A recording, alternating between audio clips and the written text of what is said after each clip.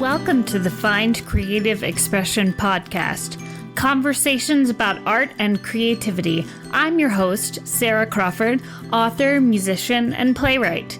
You can find the show notes and other information at findcreativeexpression.com. And let's get going. Hey everyone, and welcome to episode 13 of the Find Creative Expression podcast. Happy 2021. I realized that I missed an episode, which it was 2 weeks ago, and I actually recorded the interview with industrial musician James Huey, and it was a really cool interview. But then, the next day was Wednesday, January 6th. And of course, that, the Capitol riot happened. And I was very, just kind of really affected by it. And I had already recorded my interview, but I hadn't done the intro yet. And I just couldn't bring myself to talk about like positive, creativity. So I was going to wait a week to release the episode. Okay, so then my computer totally crashed and I got another one, but I lost the interview in the process. So on this episode, I interview author Madeline Dyer, and I had a lot of fun talking to her. We had a really interesting conversation, so definitely stick around for that. But then next week, I'm going to be redoing my interview with James Huey, so tune back in for that as well. Last week, before I discovered I had lost the interview, I recorded an intro where I kind of rambled on about, how much things had been affecting me lately with everything going on, and I won't repeat all of that because I got a little political. And this is not a political podcast, so I won't repeat all of that. I will say Trump supporters are not normal Republicans. I will say that. And if you support Trump, you're probably not going to like anything I have to say. So there's that. Maybe you will. I don't know. Maybe there are some Trump supporters with creativity. I just think I feel like there's just so much white supremacy involved in Trump support. Not that everyone who voted for Trump is a white supremacist. I don't believe that. But okay, so I'll say it like this.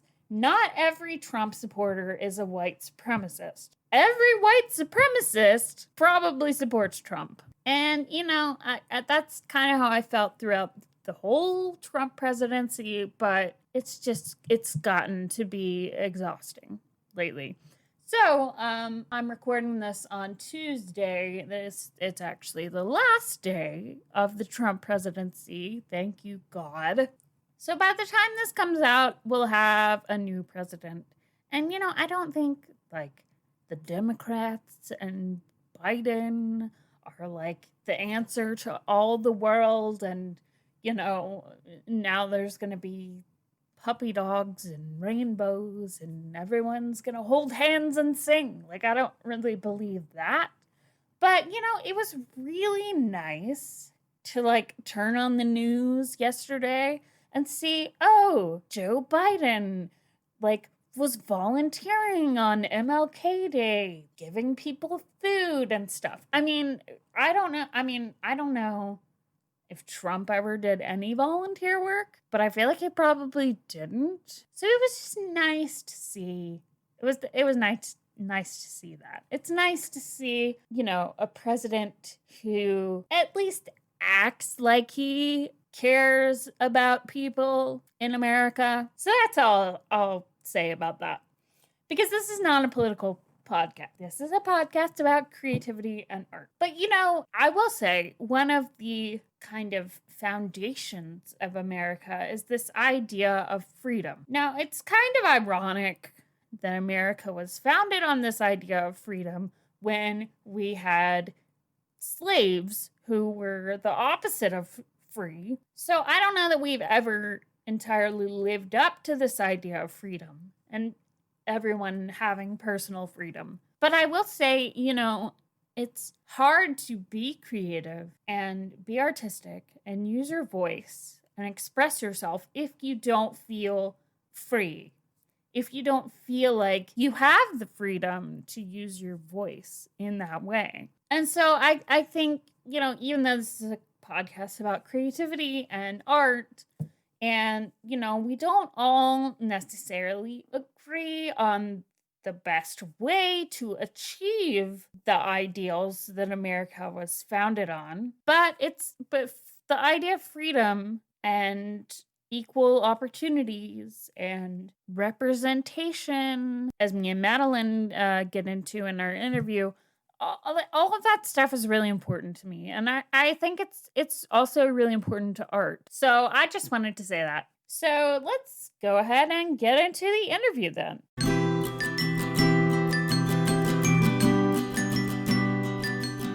Hey everyone, I am here with Madeline Dyer. Madeline Dyer is an author of young adult speculative fiction and a poet from the southwest of England. Her books include the Untamed series, the Dangerous Ones series, and Captive, a poetry collection on OCD, psychosis, and brain inflammation. She has a BA honors degree in English from the University of Exeter, and she is pursuing her MA in creative writing at Kingston University. Welcome, Madeline. Hi, yeah, thank you so much for inviting me. Yeah, thanks for joining us on the Find Creative Expression podcast, episode 13. I don't know why I always say us, because it's, just me, but, So how did you get into writing? So I've always written really from quite a young age. I can't sort of like remember a specific time when I wasn't writing. Like I grew up just being sort of surrounded by stories. Like my dad is a writer as well. My mum would read me bedtime stories each night when I was really little. So I was just always encouraged to sort of like enjoy stories and telling stories as well. And yeah, I just found I really loved having the creativity of like being able to tell my own stories. And I suppose what really made me determined to be a writer was when I was a teenager, my autonomic system failed.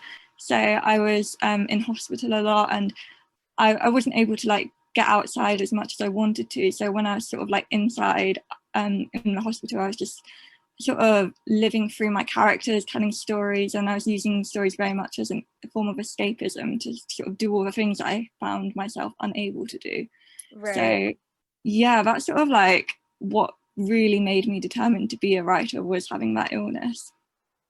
Yeah, that's interesting. I when I look back, I think I was really in love with storytelling like before I could even write. Because I remember seeing like the Nutcracker as like a 5-year-old, and I was just like captivated with like just the storytelling. And yeah, so I think that kind of love of storytelling is like ingrained in us at a young age, some of us. Yeah, I definitely agree with that. Mm-hmm. So what attracts you to dystopian stories? My first series was the Untamed series, which is dystopian. And prior to writing that, I'd written a couple of manuscripts which were very much sort of like urban fantasy. And up until that point, I hadn't written any dystopian, but it was about the time when dystopian was really becoming popular with like the Hunger Games, Divergent. Mm-hmm. And so I remember I was actually just sitting in my nana's house after school one day. I was about 16, 17. And I remember thinking, like, I'm enjoying reading all these dystopian novels, or why don't I have a go at writing one? So it started off as a bit of an experiment just to see if I could write in that genre. And the weird thing was, it just clicked, and it instantly felt so much easier for me to write dystopian than when I was writing urban fantasy. So yeah, and I just found that I loved how dystopian fiction, it's all about human nature, and there's just so many different things that sort of like get incorporated into dystopian stories, and how it's very much about the relationship between this dystopian society and the real world that you're living in. Yeah, like it just speaks so much to me about sort of current day societies, and I just find that all really fascinating. So yeah, I guess that is what draws me to dystopian stories, just like how much about human nature it is, and how even though it's often a world that is supposed to be really sort of far away and that is not actually going to happen, but where you can actually see that it could, and it's sort of that possibility that I find really fascinating. Right. Well, I don't know. I mean, here in America, like dystopian is not that far off, it seems. That is true. But yeah, you know, what did you find it interesting having the experience of, you know, writing like during a pandemic when things are kind of like a little more dystopian than usual? Yeah, well, I mean, the weird thing is now that we're sort of like living in a more dystopian environment, I can't write dystopian that well at the moment. Like I want to write something else that's different. So I've been mainly writing sort of young adult thrillers recently. But I have got plans to go back to the dystopian because I've got the last one of my latest series to finish writing. But yeah, like with all the pandemic and everything, like suddenly all these dystopian words that like we're reading and writing, it's all like a little bit too close to home and a bit too close for comfort, really. So yeah, exactly. So okay, you have the Untamed series, and the first 4 books are telling the story of the characters Seven and Corin, and then the next 3 books are the dangerous ones, but it's still part of the Untamed universe. So they, you know, they take place in the same time with a different character's perspective. And then the 7th book is the upcoming book, The Threat of the Hunt, which comes out in April. So what made you want to explore a different kind of story or character's perspective in the same universe? Okay, yeah, that's a great question. So yeah, like the first 4 books they're sort of like what I think of as like the core series. It's like the main story. And I found when I was writing those books, I was really fascinated by this one character called Keely.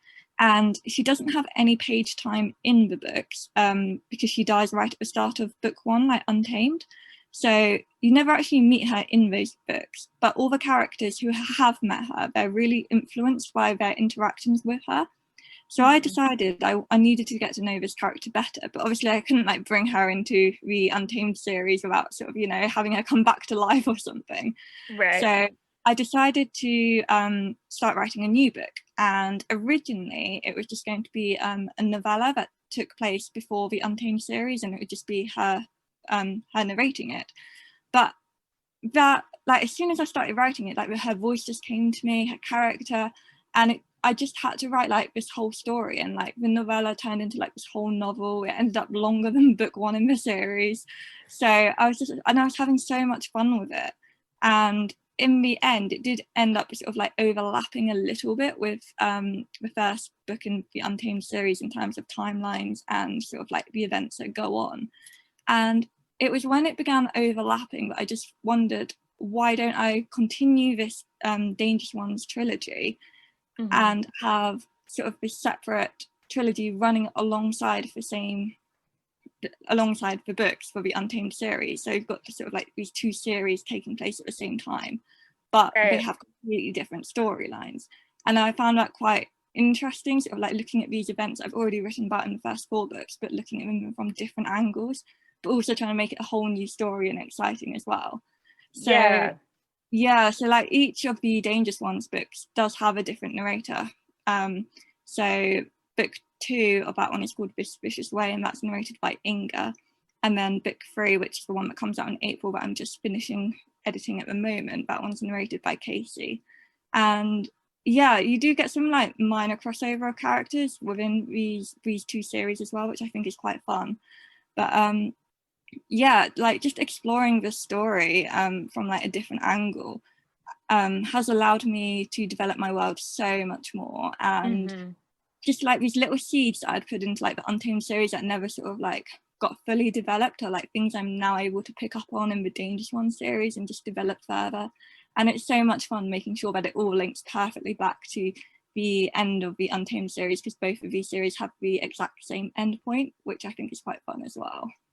It's Right. definitely Yeah, that's really cool. Yeah, I really like when authors do that, and I you know, I think it's kind of a great treat for the readers to really like be able to learn more about the world and kind of just see different things from different perspectives and angles. So do you have any plans to explore any additional kind of stories or characters in this universe? Well, at the moment, once I finish writing The Threat of the Hunt and that releases in April, at the moment that's sort of like the last of the Untamed books. Though there will always be the possibility of me writing sort of like another series or just like a standalone about a different character if I wanted to. But yeah, I haven't really got any sort of like concrete hard plans to do that at the moment, because I'm mainly focusing on young adult thrillers and some new manuscripts at the moment. So like I've been writing the Untamed world for about 7 or 8 years now, so I just kind of I want to get away from it for a bit. Right. Yeah. I know what you mean, but it's kind of hard. I feel like it's kind of hard to like say goodbye to characters when you've been with them for that long. Yeah, definitely. Like I know when I was writing the fourth Untamed book, like the last one from Seven's point of view, that one felt so bittersweet writing the ending, and I almost didn't want to stop writing it. And it was just and I suppose in a way I'm getting the same sort of feeling when I'm writing the Dangerous Ones books, but when each of those books has a different narrator anyway, it does feel a bit newer, and it's like I can do different things, I can be more experimental if I want. Whereas with like the first 4 books, with them all having the same narrator, I suddenly couldn't really change my writing style or make it suddenly so much darker. Right. Whereas having like the separate narrators for the Dangerous One series, it does give me a lot of freedom of movement. So yeah, because like book 2 of the Dangerous One series is a lot darker, whereas book 1 is like more playful, it's more friendly. So yeah, like being able to sort of write from so many different perspectives but within the same world is really fascinating for me, and it does keep me engaged and stop me getting bored as well. Right. So I want to talk about your writing process a little bit. So for listeners who don't know, you know, there's plotters who kind of really plan things out before they start writing, and then there's pantsers, people who fly by the seat of their pants and are just more kind of discovery writers and sort of discover the story as they're writing. So when you're writing fiction, what is your process? So I am a complete pantser. Like I don't really plot at all. I've tried plotting, but when I plot, I find that I lose interest in the story because I almost feel that I've already written it all out. There's nothing new for me to explore. So I wing it completely, basically. And yeah, it makes my first draft so messy. Like they are atrocious. There's no way like I'd let my agent or editor see my first drafts, because they are absolutely horrendous, because it's just me sort of like exploring the world, exploring my characters, trying to work out what my actual story is. And it's not really until I get to the end of that really messy first draft that I then know the shape of the story, and then I go back and usually end up sort of like deleting the whole like first 50,000 words that I've written, because I realized then that that's not the right start for the story that I now know I'm trying to tell. But yeah, just having that freedom just to sort of like write my own way through the story and let my characters sort of tell me what they want to happen. And yeah, if I don't plan it and I don't know what's going to happen, it keeps me really interested. And then I know that if I'm suddenly starting to get bored, that my readers are probably going to get bored as well. So it really helps me in terms of pacing as well, not to plot. But yeah, it does give me so much extra work later on when I'm editing it and revising it, because I've then got so many like really messy things I need to try and whip into shape a bit. So right.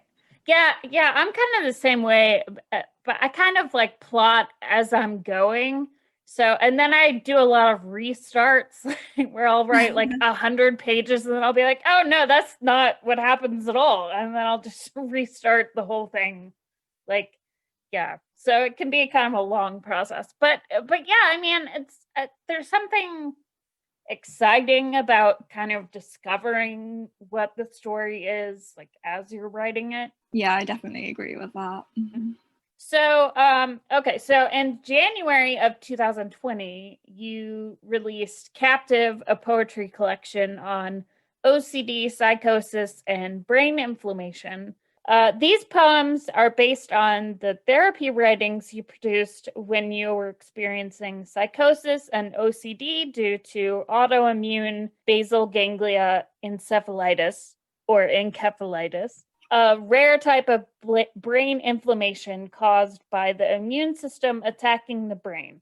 So, what was the process of writing this collection like? So yeah, that's actually like a really difficult question for me to answer because I can't actually remember writing it because the encephalitis is causing me to have quite extensive memory loss for the last 2 years.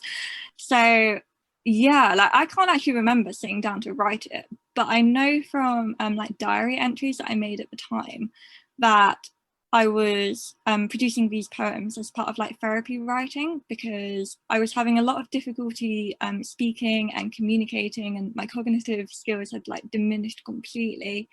And I was trying to find a way to express myself and like understand everything that was going on because it was a really scary time with like all this brain inflammation, and for quite a long time we didn't actually know what was happening because doctors kept misdiagnosing me. Right. So yeah, like I know from my diary entries I was like in therapy for quite a while. This was before they realized it was encephalitis because they thought it was just like mental health. So I was like told to sort of like do some therapy writings to sort of like process how I was feeling. And yeah, like these poems came directly from those therapy writings because I had like this whole journal full of poetry, and it was really, really dark. And it wasn't actually until about a year later when I was in treatment and like they'd finally sort of correctly diagnosed me and realized it was brain inflammation rather than a straightforward mental health condition. And I found this journal with all these therapy writings in, and it just gave this like direct insight into my tortured mind as it had been then.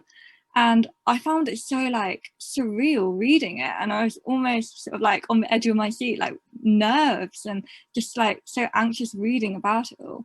And yeah, I showed it to a couple of people in like the support group that I'm in that also have the same condition. And they said like that sort of summed up how they'd been feeling as well. But it's really weird because at the time it's hard for you to like verbalize how you're feeling. So yeah, it was sort of like that need to sort of raise awareness of what it's like to have brain inflammation that made me think, okay, I've got all these therapy writings, maybe I should do something with them. So that's how I sort of like turned it into like this memoir in poetry. Right, that's really cool. So how, I mean, how has the writing and creativity kind of helped you to understand this condition like differently, or how has it? Well, yeah, like it's strange because obviously I've got all this memory loss now. So just like thinking back, just based on my own memories, I can't remember anything of what it was like.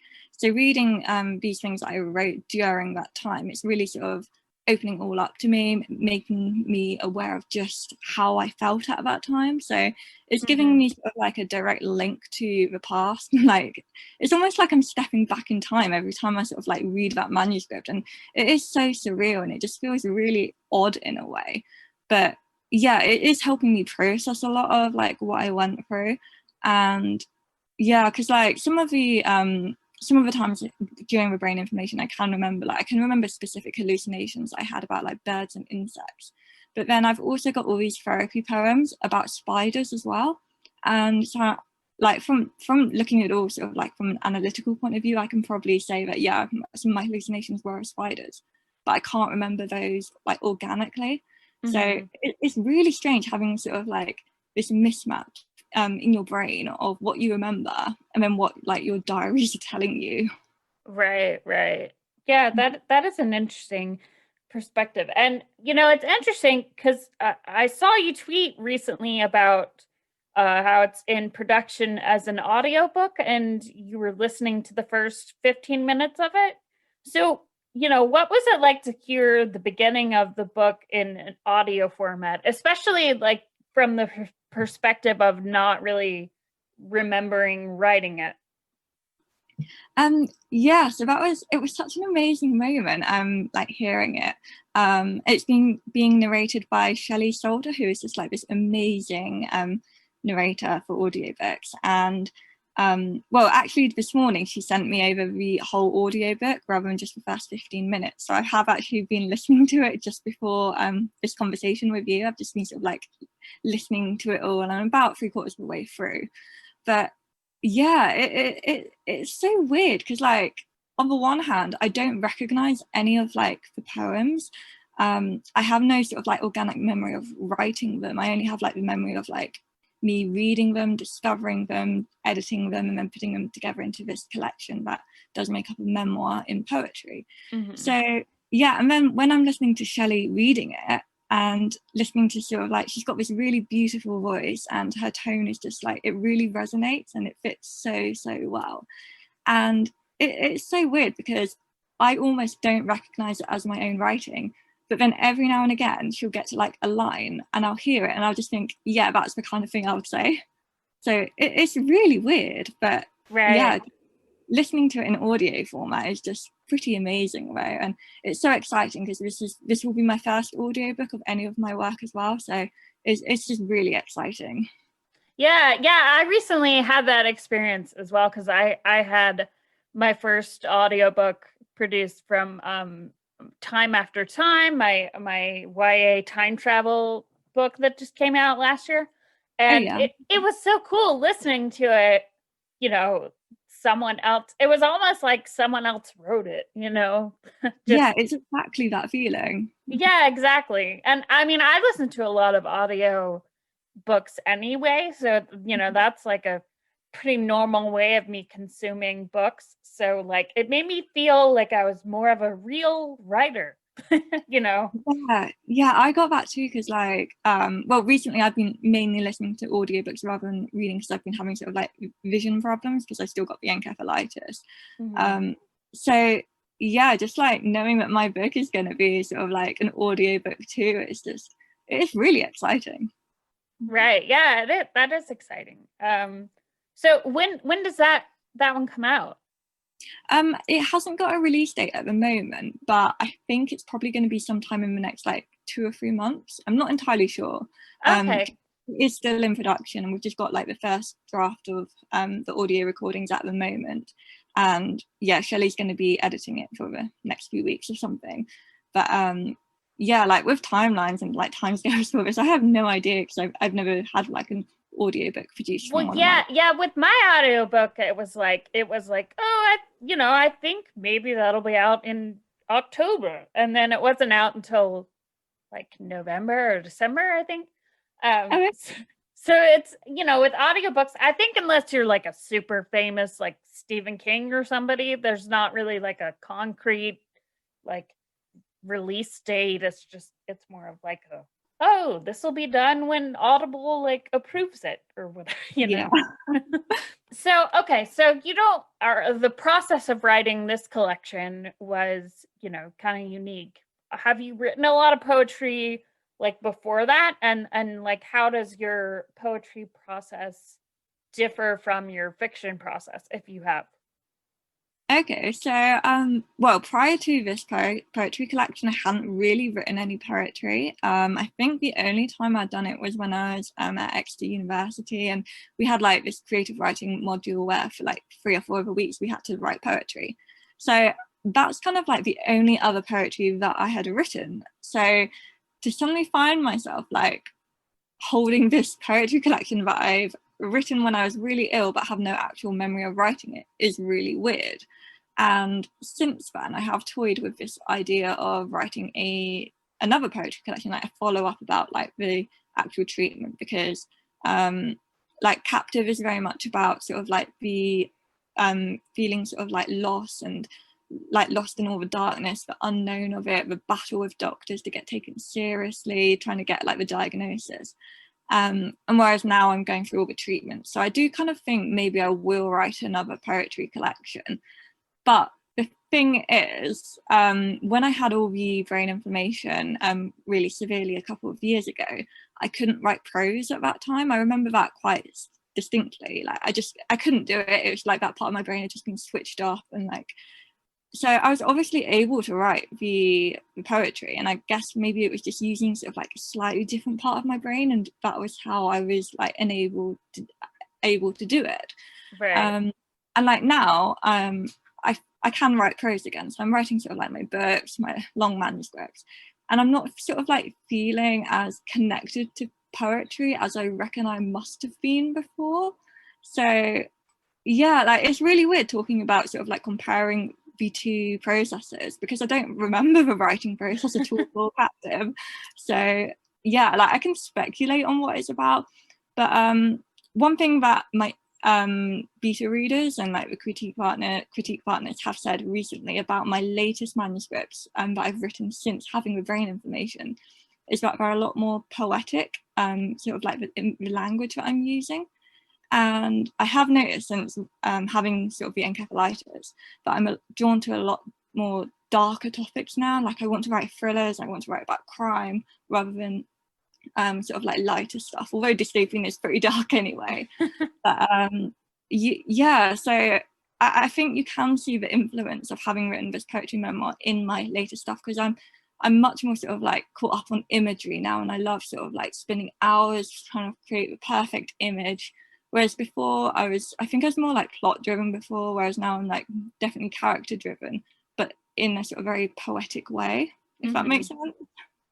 Yeah. Yeah, that makes sense. I mean, yeah, because I used to write poetry. I haven't really written any in a while, but yeah, for me the process was always kind of like I feel like it was more a subconscious thing, writing poetry. Like I was kind of connecting to some kind of different level of consciousness, and then like, you know, obviously you get more typical when you're editing the poetry, at least for me. But but yeah, I feel like, yeah, that's interesting that you talk about like kind of different parts of the brain, because like I kind of feel like, I mean, I don't have any scientific data to back this up, but I feel like the process is different, like probably does use slightly different parts of the brain. That's interesting. I'll have to look that up and see if that's correct. So you've written a lot of characters with chronic illnesses or disabilities, and I think it's great that you're representing these types of characters in your writing. So talk about, you know, the experience of writing disabled or ill characters. Yeah, so yeah, like obviously I have encephalitis, which is a chronic condition, and I was also born with Ehlers-Danlos syndrome, which is a genetic disability affecting connective tissue in like throughout the whole of my body. So yeah, it's really weird, because before I was ill with the encephalitis, although sort of like I was still writing, I was determined to be a writer. Whenever I tried to write characters then that were ill with the same conditions that I've got, I found I'd get stuck. And I worked out it was because I was wanting to write for escapism, so then I could live through my characters doing the stuff that I couldn't. So for me at that time, if I was then trying to write a character that was just like me with my disability and my illnesses, it was just too close to home. And I wanted to write to get away from it all. But since having the encephalitis, I've wanted to see more people like me in books. So I've just felt like representation is suddenly become like a much more important issue to me. And I've sort of realized that like I need to write characters that are like me and disabled and chronically ill, but where the main focus of the book isn't their disability or the illness. So yeah, like the latest manuscript I've just finished working on with my agent, it's a young adult thriller, and all three of the main characters have Ehlers-Danlos syndrome like me. But yeah, it's not like a huge part of the story. It's just like there's this thriller sort of like plot going on, and the characters just happen to have it. And I think it's really important that we write characters with these illnesses and disabilities, but where it's not the driving force of the story, because I think that's just really going to help normalize these conditions. Right. And yeah, so like I'm making a much more conscious effort now, sort of like in every manuscript, where I'm trying to include my illnesses and disabilities for like own voices representation. But to do so in a way where it's not like the only thing that the book is about. Because I think before, what was making me really skeptical about writing a disabled character with my own condition was that somehow I possibly thought that meant it had to be sort of the main focus of the book, and that nothing else like exciting could happen. So yeah, like obviously I've like completely changed my tune about that now, because like yeah, we're having encephalitis, and like for a long time with that I couldn't actually read any books, so, and I couldn't, like my cognitive abilities had gone, and I couldn't even understand books, couldn't sort of like concentrate enough to follow a plot. And when I eventually started reading again, I think the second book I read was Scars Like Wings by Erin Stewart, and that has, I think, 2 out of the 3 main characters in that are disabled or chronically ill. And I remember just thinking how wonderful it was to see characters that sort of like were disabled or ill, but where it wasn't sort of like the absolute main focus, because although it does drive the plot a bit because of what that book is about, you've also got like a love story, you've got the characters with like all these hopes and dreams, and yeah, that just really sort of like opened my eyes to it all. And since then I've just been making this active effort to write more chronically ill characters. And yeah, I've got a story coming out in an anthology next month. It's actually an anthology that I co-edited with Emily Collin, and my short story in that does have a main character who has a kidney disorder, like the same one that I have. So yeah, that was really fun writing that, but it's also like a Medusa retelling, and it's all about like feminism, and so yeah, there's a lot going on in it, and I just liked that I was able to include like own voices chronic illness representation as well. Yeah, that sounds really cool, first of all. And then I know exactly what you mean, like you know, this, I see that too with a lot of LGBTQ plus representation, like, you know, the whole story is about that, and yeah, you do just kind of want to see like a character who just happens to be gay or happens to be disabled, but like doing, you know, the normal things that like we all do as humans, because it kind of, you know, it shows that whatever it is that makes you, you know, quote unquote different from the norm, like whether you're gay or disabled or, you know, from a different culture, like then, you know, the whatever culture you're in, that's the majority, like it kind of just really shows the humanness and what like connects us all, as opposed to what, you know, makes us different from each other. Exactly, yeah. Right. Yeah, that's something that I've kind of been toying with recently, because I have like a kind of a weird balance disorder that like not even a lot of people really know what it is. So a lot of people just think I'm like drunk and stumbling around, but like I'm not actually drunk. And yeah, so I was definitely like because I used to be a dancer, you know, and so I kind of wanted to write like a story about somebody coming to terms with not being able to do stuff they used to be able to do, and you know, I thought that could be an interesting like conflict. So it's like, yeah, I think, you know, having own voices, like books that show more representation of different types of people that we don't normally see, like I think that's a really cool movement that's happened in books, you know, over the past 20 years or whatever. Yeah, I definitely agree. And like I guess the more that we write these characters that like have the same conditions that we have, the more sort of like normalized it is, and it also helps raise awareness of like what it actually is like to have these conditions, because a lot of these sort of like older portrayals of like illnesses and disabilities tended to be written by able-bodied people, and you get like all the stereotypes, or you get it where the villain was like the disabled person. So yeah, I think just sort of like writing more characters with these conditions, it's just really helps raise awareness and normalize it all as part of like society. Right. Yeah. So what are you working on right now? So right now I am editing the Threat of the Hunt. That's the third Dangerous Ones book. So yeah, that's like, it's a bit grueling at the moment. I'm just sort of like a bit bogged down by it all. Like, you know how it gets when you've sort of like been working on a book for so long, and then you've got to do like 3 more rounds of edits on it, and you're a bit tired and a bit fed up. But yeah, like I'm really excited by it, and I think once I've got like this huge plot hole at the moment that I've been trying to solve for about 2 weeks, and I think once I manage to solve it, I'll get like all my enthusiasm back, because I'll be able to move on to the next part of that manuscript. So yeah, that's what I'm working on right now. And then after that, I will be editing a new young adult thriller that I wrote last year, because that was such a messy first draft, and I really need to sort of like do something productive with it. That's cool. That's awesome. So what, books or TV shows, movies, music, etc. are you really into right now?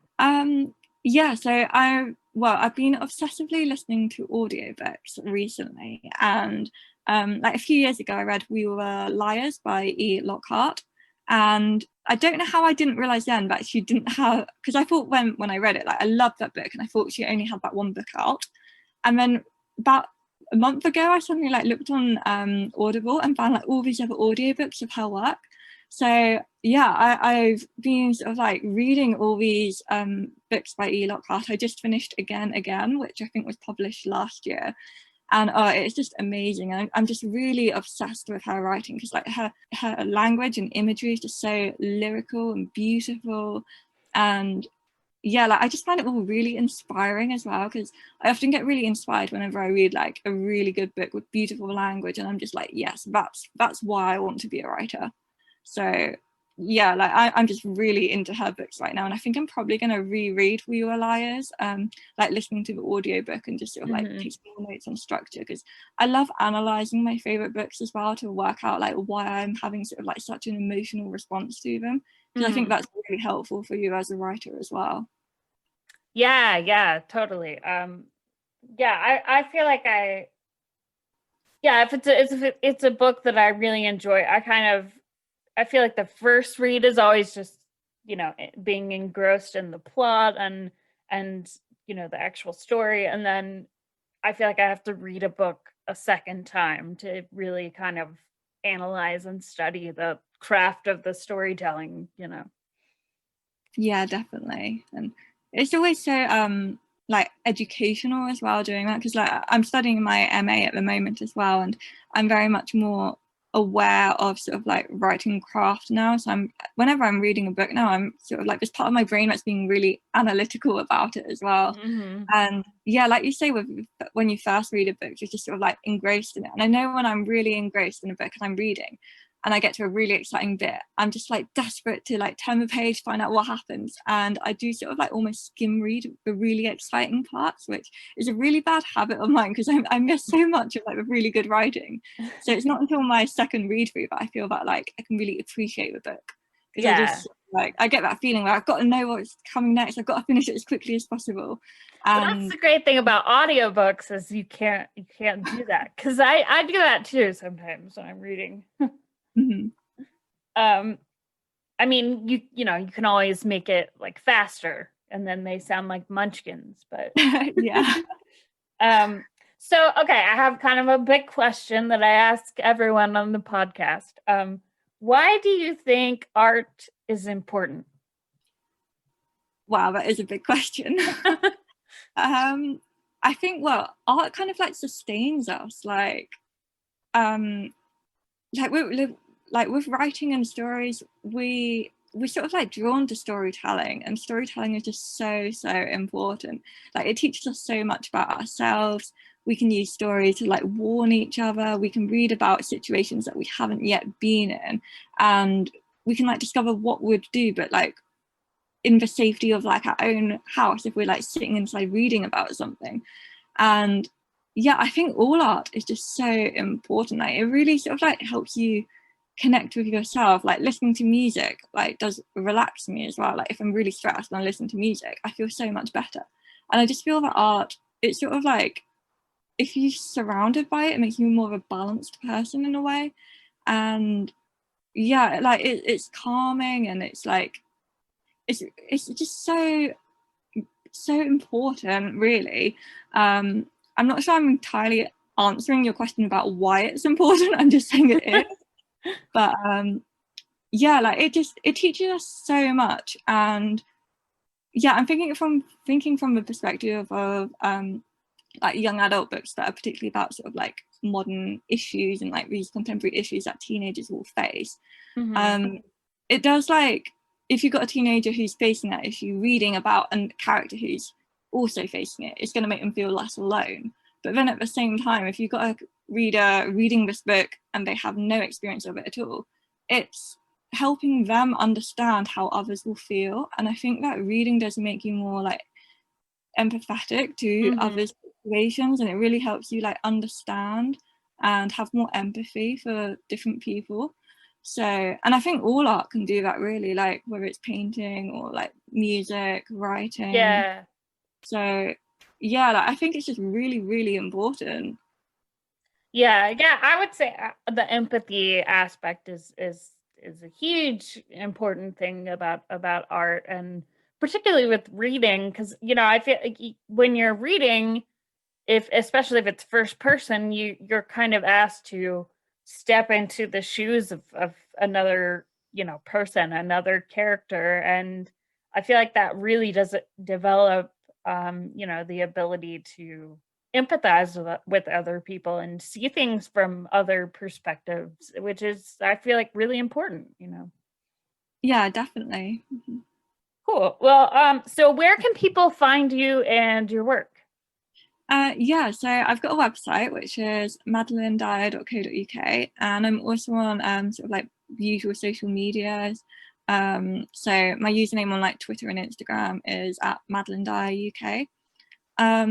Yeah, and then my books are available sort of like all the major retailers. So we've got like paperbacks, ebooks, the audiobook coming soon for Captive. And yeah, like I guess at the moment all the bookstores are like closed because of the pandemic. Oh yeah. But yeah, like I know you can get my books in bookstores as well, but like are they doing sort of like the online ordering through bookstores in the US? Oh yeah, definitely. Yeah, because yeah, like all our bookshops in the UK at the moment, they're all like telephone orders now, so it's really weird because you can't really go in and browse anything, but if you know the name, then you can get that book. But yeah, and you just had some really cool hardback editions come out of the Untamed books. Was it just the first 3 or the first 4, or was it all of them? Yeah, so the first 4 Untamed books, like the main sort of Untamed series, released in hardcover in September, and it was actually really exciting because one of my best friends, Essie Anderson, who's also an amazing science fiction author, she does cover design, and she ended up being my cover designer. So that was so cool because like I was able to have these conversations with her about exactly like what kind of thing I wanted to see, and I was seeing the designs at all the different concepts and like different stages of the design. So that was really cool. So yeah, the first 4 books you can get in hardcover as well as paperback and ebook.